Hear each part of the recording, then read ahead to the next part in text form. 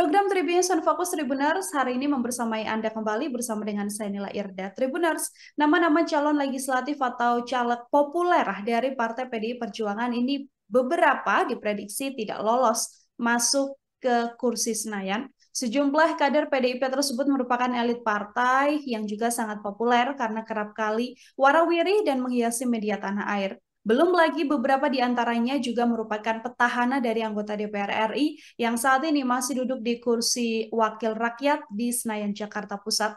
Lalu sebenarnya apa yang membuat banyaknya caleg PDIP populer ini keok dari nama-nama baru yang kemudian lolos ke Senayan? Saya akan membahasnya. Tribuners sudah tersambung melalui sambungan Zoom bersama dengan saya. Ada pengamat politik dari Citra Institute, ada Bang Efriza. Bang Efriza, selamat datang. Terima kasih sudah bergabung, Bang Efriza. Ya, terima kasih atas undangannya untuk Mbak Nila dan terima kasih untuk Tribun News.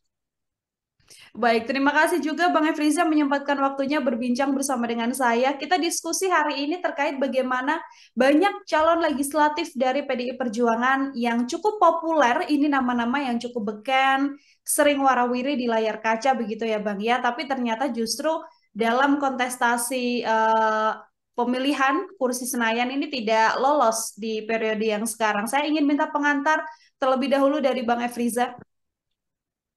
Ya, melihat fenomena saat ini, jelas Mbak, ada hal yang menarik. Yang pertama adalah ini membuktikan bahwa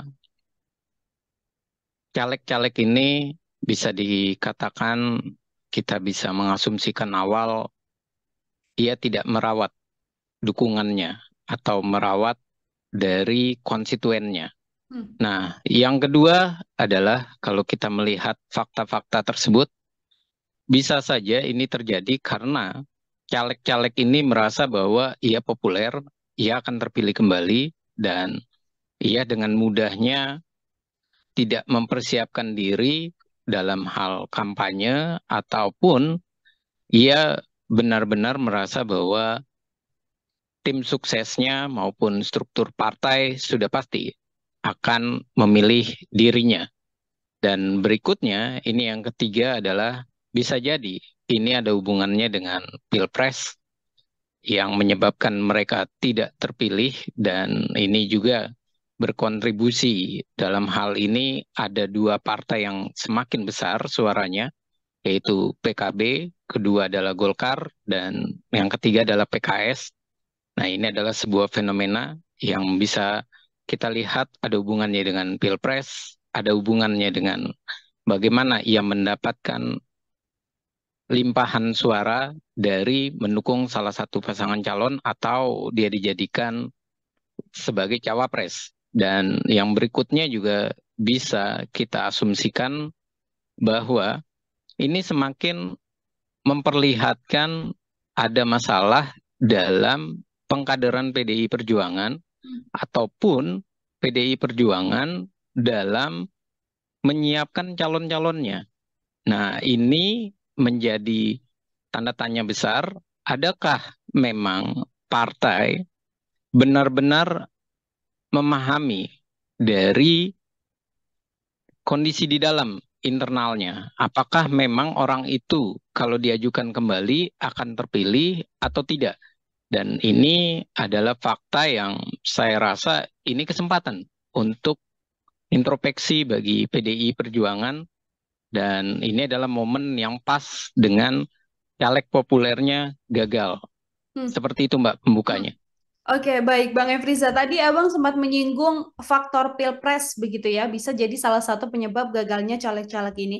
Apakah kemudian ini berkaitan soal perbedaan pilihan dari masyarakat yang memang memilih pasangan untuk Pilpres yang berbeda, lalu senada dengan tidak memilih caleg-caleg dari PDI Perjuangan, atau ini juga berkaitan bagaimana kemudian sosok-sosok populer ini kerap kali muncul ke publik dengan narasi yang juga mengkritisi pemerintahan, menggaungkan soal kecurangan dan lain sebagainya, Bang. Hal-hal apa yang menurut Bang Efriza ini menjadi faktor Pilpres juga berpengaruh?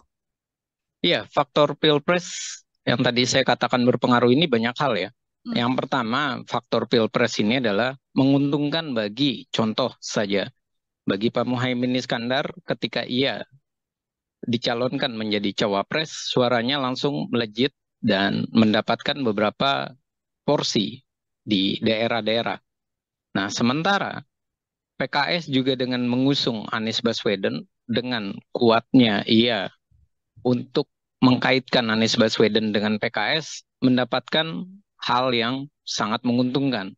Limpahan suara dan ia merajai DPRD DKI Jakarta misalnya. Nah, lalu bagaimana dengan PDI Perjuangan? Ini membuktikan yang pertama asumsi kita adalah Pak Ganjar ini tidak punya efek elektoral ke partai. Hmm. Dan yang kedua, momen perpisahan Pak Ganjar, momen perpisahannya PDI Perjuangan dengan Pak Joko Widodo ini semakin membuktikan bahwa masyarakat juga melakukan hal yang sama. Ia tidak lagi merasa ia sangat dekat dengan PDI Perjuangan. Artinya, kalau seperti ini, berarti party ID atau ID party, ikatan secara kepartaian, secara ideologi, itu dipertanyakan, mendapatkan limpahan suara 19%. Hmm. Dan berikutnya jelas bahwa faktor Ganjar dan Mahfud yang temperamen, yang emosional, ini juga mempengaruhi warga atau masyarakat beralih untuk memilih caleg yang lebih dikenal, lebih dekat, dan tidak mempunyai track record yang marah-marah ataupun yang memberikan sentimen negatif kepada pemerintah. Makanya caleg-caleg populer PDI Perjuangan yang beririsan dengan Pak Joko Widodo yang dia komplain atau marah dengan Pak Jokowi malah terlihat ia terlempar. Dan ini adalah suatu fenomena. Fenomena menarik yang bisa dibaca, mereka ternyata sibuk mengurusi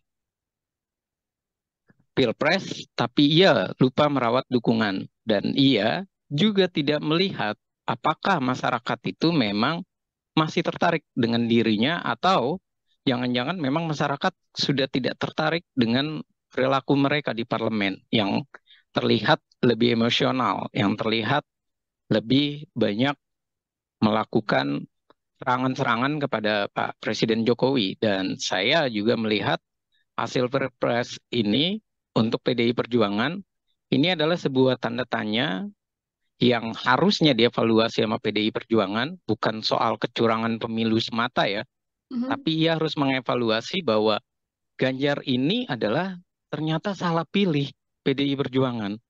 Ganjar suaranya bagus karena ada Pak Jokowi. Dan fenomena Pak Jokowi 2 periode itu melihat atau memperlihatkan keuntungan bagi PDI Perjuangan naik. Sementara dengan mengusung Ganjar, malah PDI Perjuangan kurang Hmm. sekitar 2-3%. Dan ini adalah fenomena yang harus mereka akui bahwa Ganjar itu malah bikin PDI Perjuangan mengalami kemerosotan.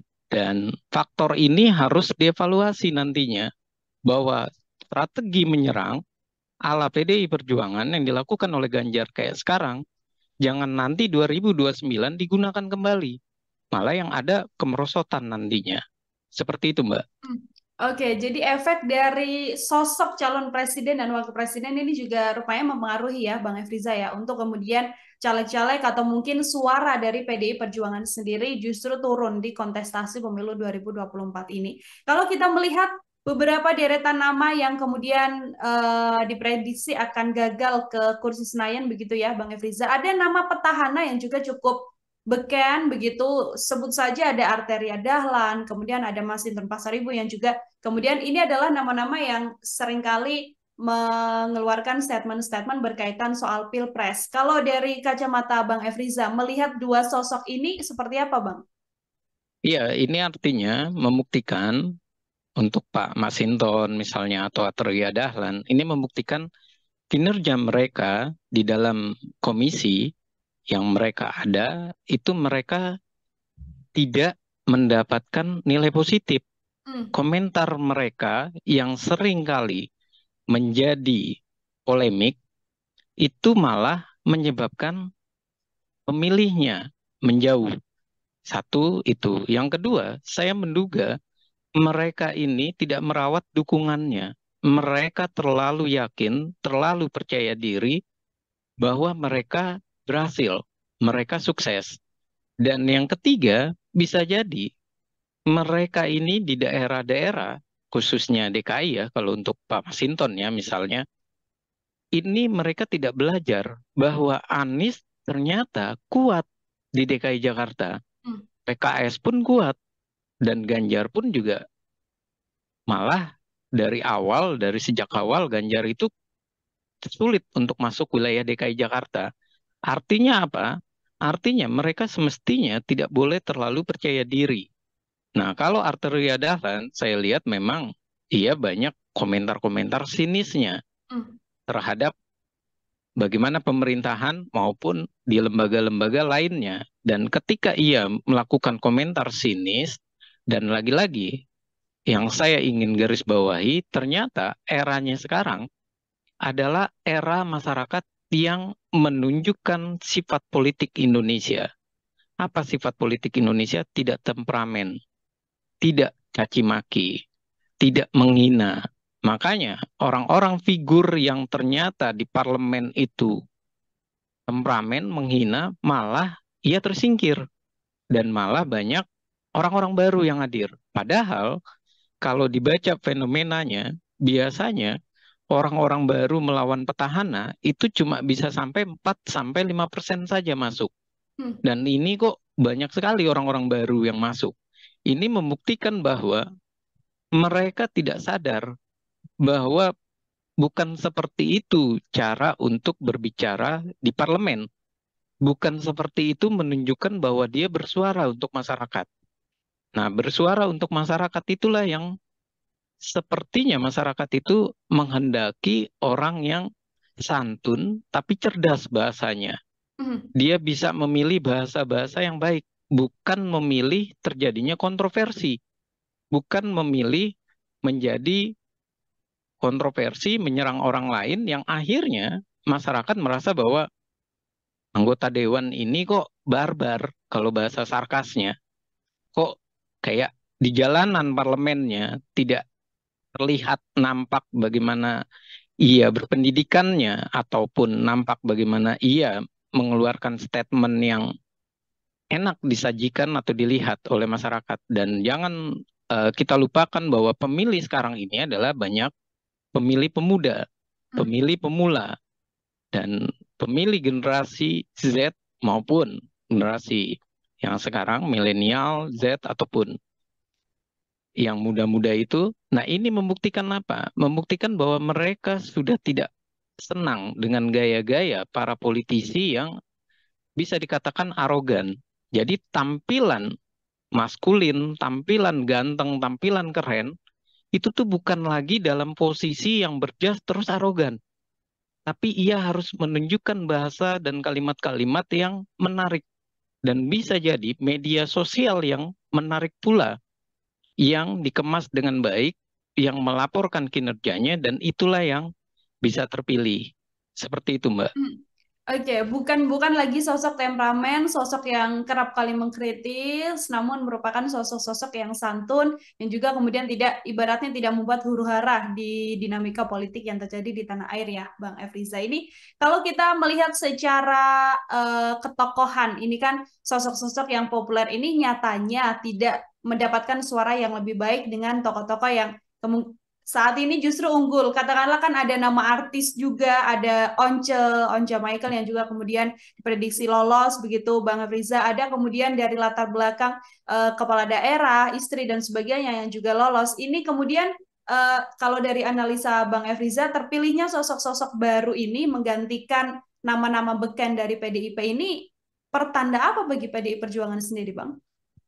Ya, kalau saya harus mengatakan bahwa PDI Perjuangan ini pertanda bahwa ia harus melakukan kaderisasi. Hmm. Mereka harus melakukan evaluasi ulang. Dan ini membuktikan bahwa PDI Perjuangan dalam pendidikan kadernya ini juga dipertanyakan. Kenapa dipertanyakan? Ya, ternyata sosok-sosok yang terlihat ataupun yang dinyatakan oleh PDI Perjuangan sebagai kader terhebatnya malah dicoret oleh masyarakat. Nah, ini adalah sebuah bentuk anomali. Dan jangan karena dicoret, akhirnya PDI Perjuangan nantinya prediksi saya membawa narasi yang terbalik. Ini karena pemilunya adalah pemilu langsung. Hmm. Ini karena pemilunya daftar calon terbuka. Ini karena ada money politik. Ini karena adanya masyarakat yang tidak diberikan pendidikan politik. Kalau mereka membangun narasi-narasi seperti itu malah sebuah kesalahan. Nah, ini membuktikan bahwa sudah semestinya 1 atau 2 periode mereka dievaluasi secara hierarki, baik itu dari pimpinan paling bawah di tingkat anak ranting, Hmm. ranting sampai di tingkat pusat. Jangan sampai mereka dianak emaskan. Dan ternyata anak emasnya PDI Perjuangan malah gagal semua.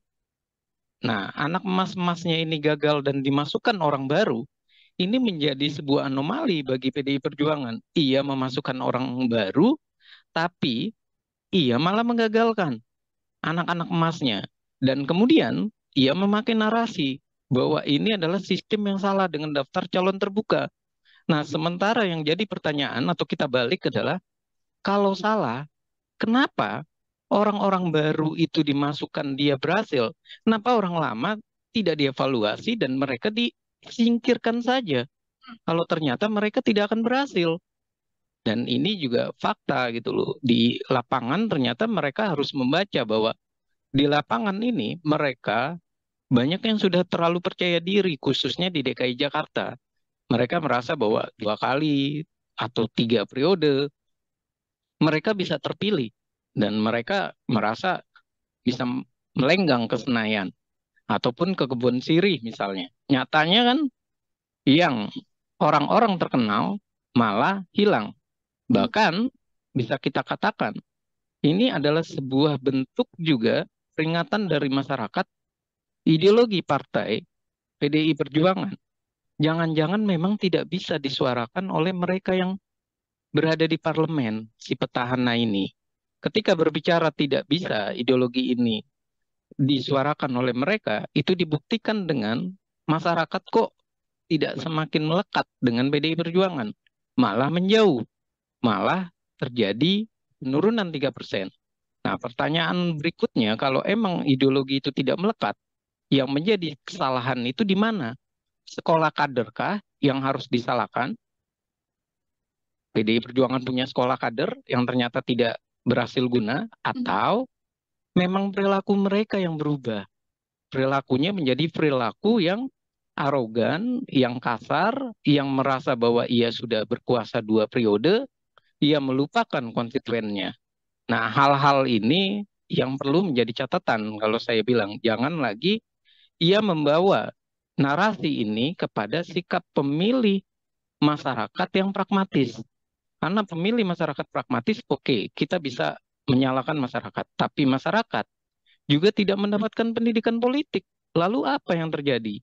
Munculnya artis-artis, Once, berikutnya Melly Guslau, kemudian ada istrinya Kuya Kuya, Astrid Kuya, dan kemudian juga ada nama-nama baru seperti Komeng. Ini membuktikan bahwa terjadi pergeseran. Masyarakat awalnya sempat tidak percaya lagi artis, malah masyarakat kembali ke artis. Ini artinya jangan-jangan politik kita terlalu riuh, tapi isinya tidak menjamin kehidupan masyarakat, tidak menjamin kesejahteraan masyarakat. Akhirnya masyarakat berpikir, daripada memilih para politisi aktivis, lebih baik memilih para artis. Hmm. Setidak-tidaknya kita bisa nonton sinetron di Senayan yang sinetronnya itu tidak caci maki, tapi sinetronnya bisa jadi lucu seperti Komeng. Hmm. Oke, ingin melihat gambaran baru artinya ya, Bang Efriza ya, bagaimana kemudian parlemen atau dalam setiap agenda rapat tidak hanya diisi dengan kritik-kritik dan juga argumen-argumen yang kemudian menyerang satu dan juga dua pihak, namun kemudian menjadi suguhan yang lebih jenakah dalam tanda kutip begitu untuk mewarnai kontestasi politik di tanah air ini. Bang Efriza tadi sempat disinggung bagaimana PDIP meletakkan nama-nama baru begitu ya. Lalu nama-nama lama yang juga masih ikut dalam pencalekan di 2024 ini. Apakah selain memang gagal membuat strategi di Pilpres, langkah yang dilakukan oleh PDIP ini juga sebuah kegagalan di pemilihan legislatif, Bang Efriza? Iya, kalau kita lihat menarik pertanyaannya, Mbak. Yang menarik dari pertanyaan ini adalah kalau kita lihat di sekitar Desember sampai Februari, PDI Perjuangan itu nomor satu. Dan ia bahkan diprediksi sampai 25%, minimal 23%. Artinya antusias masyarakat itu tinggi. Namun, kenapa dia malah merosot? Dan nggak ada yang memprediksi merosotnya sampai 3%. Dan ini membuktikan memang ada strategi yang salah dari PDI Perjuangan. Strategi yang salah ya tentu dari Pilpres. Efek elektoralnya juga salah. Tidak terdapat kan efek elektoral. Nah, yang kedua adalah juga sebuah kesalahan dari mereka memasukkan wajah-wajah baru, kemudian wajah-wajah baru ini bisa jadi tidak disinergikan dengan orang-orang lama. Jadi PDI Perjuangan itu mengalami satu sisi ia menghadapi kompetisi di luar dengan banyaknya kader-kader dari berbagai partai, ada 18 partai kan. Nah, sementara dia juga harus menghadapi di internal. Kalau bahasa kasarnya itu saling injek di internal. Nah, mereka ketika melakukan serangan demi serangan antar mereka, mereka tidak memikirkan lagi bahwa semestinya mereka berjuang untuk sama-sama lolos, mereka berjuang untuk sama-sama menjelaskan ideologinya, perjuangannya, visi misinya. Dan sepertinya mereka larut dalam kompetisi yang saling menikam di internal, di dalam. Dan ini pun yang saya merasa jawabannya itu sudah dijawab oleh PDI Perjuangan sendiri. Ketika ia minta jangan sistem dengan daftar calon terbuka, ia minta calon tertutup. Kenapa? Karena waktu itu kasusnya Eva Sundari, Budiman Sujatmiko, dan beberapa petinggi dari PDI Perjuangan tidak lolos, kalah dengan orang-orang baru. Nah, kalau sampai mereka kalah dengan orang-orang baru, ini membuktikan bahwa PDI Perjuangan ini terbuai dengan mereka yang lama-lama. Sementara yang baru-baru itu diambilnya adalah yang bisa langsung mendongkrak suara. Dan inilah yang terjadi. Mereka yang punya duit, luar biasa duitnya banyak, menghadapi para aktivis atau kader yang sudah benar-benar merasa bahwa di DPR dia aman, tapi ternyata dia kalah satu sisi, kalah pamor, kalah popularitas, dia kalah juga dalam hal logistik, dan dia kalah dalam kesiapan mental. Dan ini yang terjadi, dan ini bukan sekali dua kali. Banyak anggota PDI Perjuangan misalnya, dia adalah anak menteri, tapi ia dinaikkan ke posisi DPR, ternyata ia kalah dalam kompetisi itu. Apa kalahnya? Mengelawan anak pejabat ataupun bekas anggota DPR atau DPD RI yang secara keuangannya, logistiknya itu begitu besar. Dan permasalahan berikutnya, mereka tidak merawat jaringan dan tidak merawat strukturalnya. Apa yang terjadi? Strukturalnya banyak yang beralih. Akhirnya terpilihlah orang baru. Dan terpilihnya orang baru, ini pula tidak disikapi dengan tetap menggunakan sosok-sosok lama. Nah, ini malah sosok-sosok lama ini dalam hal rakernas ataupun dalam hal munas ataupun kongres dan segala macam sebutan yang ada di partai, mereka malah disingkirkan. Contoh Budiman Sujatmiko, Marwar Sirait. Dan ini semakin membuat mereka itu sudah kalah juga tidak dipercaya. Sudah awalnya diapresiasi, ternyata malah mendapat punishment. Dan ketika mendapat punishment, mereka pun disingkirkan, diabaikan. Nah, ini adalah sebuah fenomena salah, keliru dalam membina kader. Kalau seperti ini terus, akhirnya mendingan Partai Demokrasi Indonesia Perjuangan memproduksi orang-orang baru saja, nggak usah lagi mencalonkan orang-orang lama. Ternyata orang-orang lamanya pun kalah gitu loh. Dan kalau saya bilang bahwa mereka mau menggunakan sistem proporsional tertutup yang selalu mereka gunakan, itu adalah strategi keliru dari PDI Perjuangan untuk mensiasati hilangnya para kader. Semestinya mereka harus bertanya, sekolah partai itu untuk apa jadinya? Hmm. Pengkaderan itu berhasil atau tidak? Kemudian evaluasi terhadap kinerja mereka di parlemen ada atau tidak? Jangan-jangan itu semua selesai karena atas nama kenal, atas nama mereka adalah jabat pimpinan partai atau punya kedekatan. Dan inilah yang menjadi fenomena menarik dan saya rasa ini harus dilecutkan oleh PDI Perjuangan untuk daripada hak angket kecurangan pemilu, lebih baik memperbaiki diri mereka. Hmm. 3% kala ini lebih baik ia menarik diri dari hak angket, terus ia bilang, kita dalam posisi menata ulang PDI Perjuangan. Itu baru jempolan. Oke, lebih baik mengurusi internal PDI Perjuangan plus kader-kadernya ya, Bang Efriza ya, daripada kemudian menggulirkan hak angket yang saat ini memang terus digaungkan oleh sejumlah politisi dari PDI Perjuangan. Terakhir dari saya, Bang Efriza, jika melihat banyaknya kader-kader PDIP yang beken, yang kerap kali kritis dalam agenda-agenda DPR, begitu ya, nantinya situasi ke depan dengan banyaknya sosok-sosok baru di kursi Senayan, begitu di kursi DPR, kira-kira menurut analisa Bang Efriza akan seperti apa nantinya dinamika yang terjadi di dalam DPR ini, Bang? Ya, kalau saya melihat dengan situasi ini, satu sisi saya melihat bahwa ternyata masyarakat itu bisa melakukan evaluasi, Hmm. bisa melakukan punishment. Karena pemilu itu bukan sekedar memberikan hak memilih kita atau melegitimasinya, tapi juga sebuah reward dan punishment. Dan sekarang ini PDI Perjuangan lagi kena punishment atau hukuman. Dan ini semestinya orang baru yang masuk di parlemen, ia harus mulai belajar Hmm. perilaku seperti apa yang menarik bagi partai. Seperti apa mereka harus membawa aspirasi masyarakat. Seperti apa sikap mereka dalam rapat.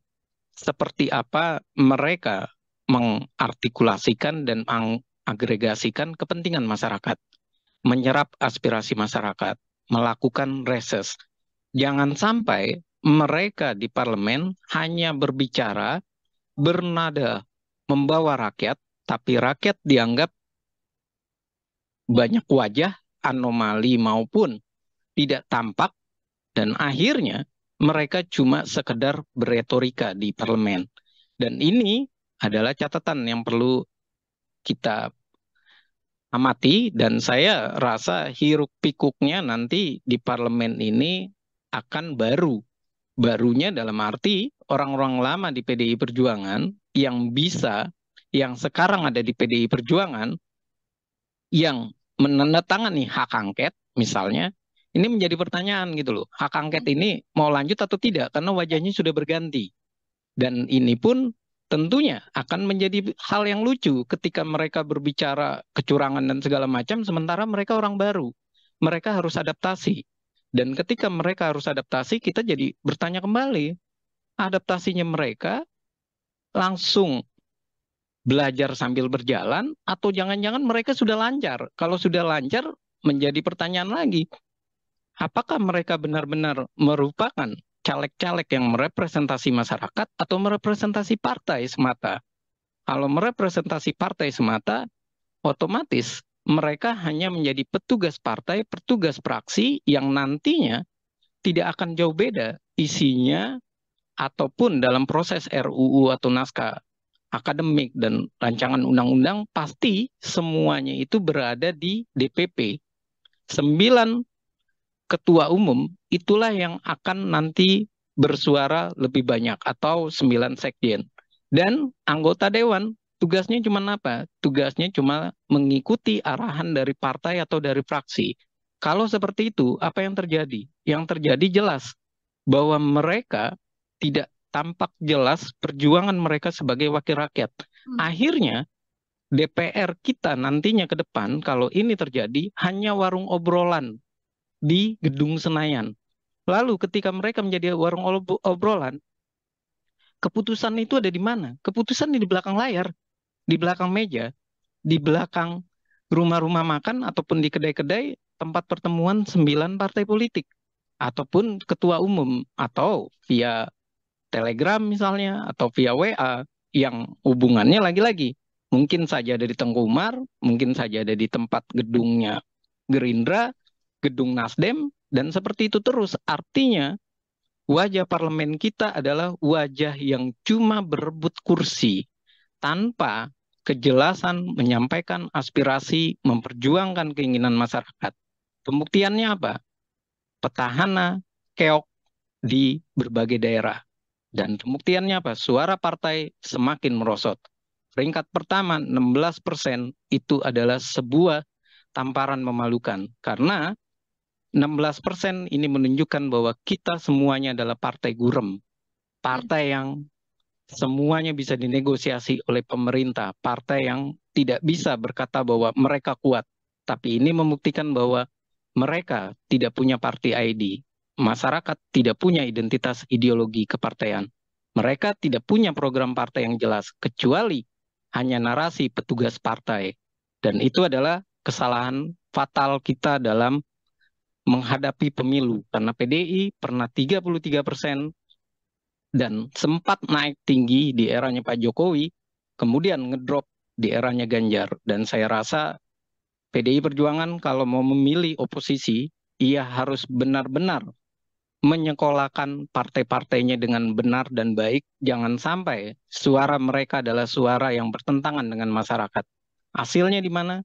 Di pemilihan umum terjadi punishment kembali. Oke, baik. Terima kasih banyak Bang Efriza, Bangat Politik dari Citra Institute. Tribuners menemani obrolan kita hari ini luar biasa sekali dalam program Tribun Sound Focus. Tadi PR besar artinya harus diselesaikan atau harus dipatuhi begitu ya oleh PDI Perjuangan agar kemudian bisa memperbaiki situasi apa yang terjadi dalam kontestasi di pemilu maupun di Pilpres 2024 yang tampaknya menjadi salah satu pijakan turun begitu bagi PDIP, bukan justru naik setelah kalah dalam berbagai kesempatan. Bang Efriza, terima kasih banyak untuk kesempatannya berbincang bersama dengan saya. Semoga di lain kesempatan kita bisa berbincang dengan obrolan-obrolan lain, Bang Efriza. Ya, terima kasih Mbak Nila, dan mohon maaf kalau ada salah kata, dan terima kasih untuk Tribun News, dan saya mengucapkan selamat berbuka nantinya. Terima kasih Mbak. Terima kasih sekali lagi Bang Efriza, dan itu tadi obrolan saya Tribuners dalam program Tribun Sound Focus. Nantikan obrolan saya lain dengan tema-tema lainnya yang pasti dengan narasumber-narasumber pilihan juga. Saya Nila Irda pamit undur diri, terima kasih dan sampai jumpa. Download Tribun X sekarang, menghadirkan lokal menjadi Indonesia.